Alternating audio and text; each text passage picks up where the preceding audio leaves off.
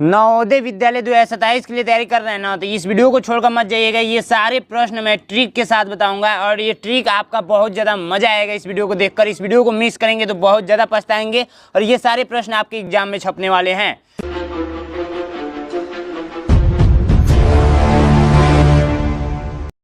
पहला प्रश्न कह रहा है कि 90 का अभाज्य गुणनखंड निकाले। तो देखिए, मैं अभाज्य गुणनखंड निकालना आपको सिखाया था, जैसे एलसीएम निकालते हैं ना वैसे ही निकाल दीजिए। एक एक स्टेप हम लोग आगे बढ़ेंगे। जैसे मैं गुणनखंड वाला चैप्टर में पढ़ा रहा हूँ, तो इसमें देखिए अभी ये पढ़ाऊंगा, फिर अभाज्य गुणनखंडों की कुल संख्या निकालना बताऊंगा, तो धीरे धीरे सब कुछ समझ में आएगा आप लोगों को। ठीक है, तो अब देखिए ये किससे कटेगा, ये 3 से कट जाएगा, तो हाँ बिल्कुल कट जाएगा। 15 3 45 होता है और 3 5 15 होता है और 5 1 9 5 होता है। बस इसी को गुणा के रूप में लिख देंगे ना, तो यही होता है क्या, अभाज्य गुणनखंड कहलाता है। जैसे एलसीएम निकालते हैं वैसे ही ऐसे करके लिख देंगे, ये अभाज्य गुणनखंड कहलाएगा।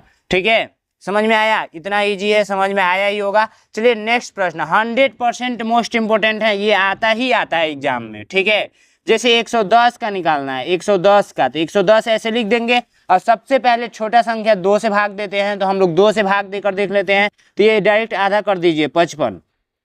ठीक है, उसके बाद क्या ये 3 से कटेगा, तो नहीं कटेगा।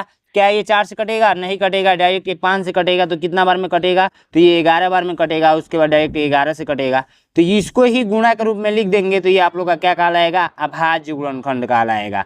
बिल्कुल सिंपल है कि नहीं है? बिल्कुल सिंपल है, बिल्कुल आसान है। आप लोग इजी तरीका से कर सकते हैं, बिल्कुल आसान है। ठीक है, चलिए नेक्स्ट प्रश्न देख लेते हैं। 84 का अभाज्य गुणनखंड निकालें, तो 84 ऐसे लिख देना है। ठीक है, और जैसे एलसीएम निकालते हैं वैसे कर लेना है। ठीक है, बहुत इजी है, आराम से समझेंगे तो सब कुछ समझ में आएगा। देखिए अब इसको 2 से सबसे पहले भाग देंगे, तो इसका आधा कितना होता है, 2 चौको 8 और 2 दूना में 4।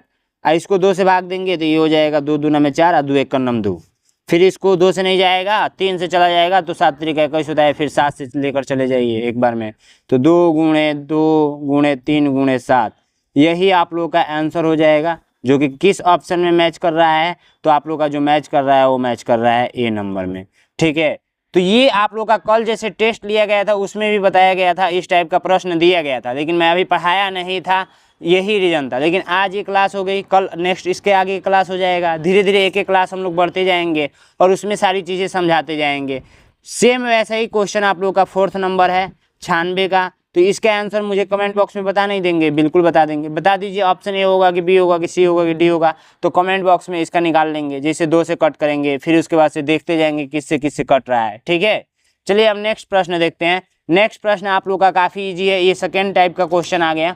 84 के कुल अभाज्य गुणनखंडों की संख्या है। देखिए आप लोग क्या करेंगे ना, कॉपी में नोट भी करते चल देंगे। ठीक है, जहाँ पे मैं जो ट्रिक बताऊंगा तो एक शॉर्ट कॉपी बनाइए, उसमें नोट भी करते चलेंगे। ठीक है, देखिए जैसे देखिए 84 है, 84 को ऐसे पहले कर लेंगे, तो ये 2 से कट करेंगे। ठीक है, 2 से कट करेंगे तो ये कितना बार में कटेगा, तो अभी हम लोग ने काटा था, तो ये हो जाएगा 4, ये हो जाएगा 2, फिर से 2 से, तो ये हो जाएगा 21। फिर ये 3 से काट करेंगे तो 7, और फिर 7 से कट करेंगे तो 1। अब देखिए इसको अभाज्य गुणनखंड के रूप में लिखने के लिए ऐसे हम लोग करते थे। ठीक है, ऐसे हम लोग करते थे, लेकिन क्वेश्चन ये कह रहा है कि इसके संख्या को काउंट करके बता दीजिए, अभाज्य गुणनखंडों की संख्या को। तो 1 गो, ठीक है, 2 गो, 3 गो, 4 गो। ठीक है, तो ये टोटल संख्या कितनी है, तो 4 गो है। राइट आंसर कौन सा हो जाएगा, बी नंबर हो जाएगा। ठीक इसी प्रकार सारे प्रश्न करने होंगे, 96 का, 120 का, 150 का, 180 का।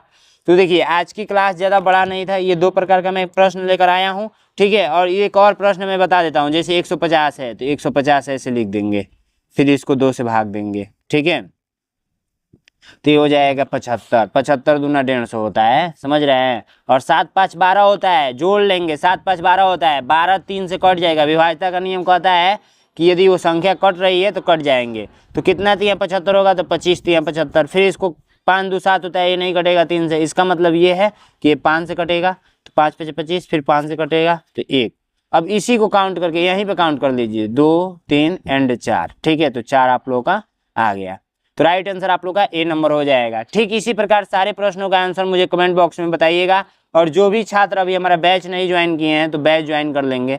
बैच है 299 रुपये का, जाइए ज्वाइन कर लीजिए। बैच में फीचर्स क्या है आपको ऑलरेडी बता दिया गया है, बार बार बताया जाता है कि शाम को 6 बजे क्लास आती है।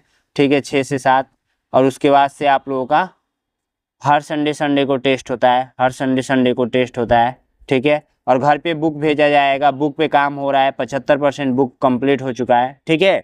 तो जाइए जल्दी से ज्वाइन कर लीजिए, और भी सारे फीचर्स हैं।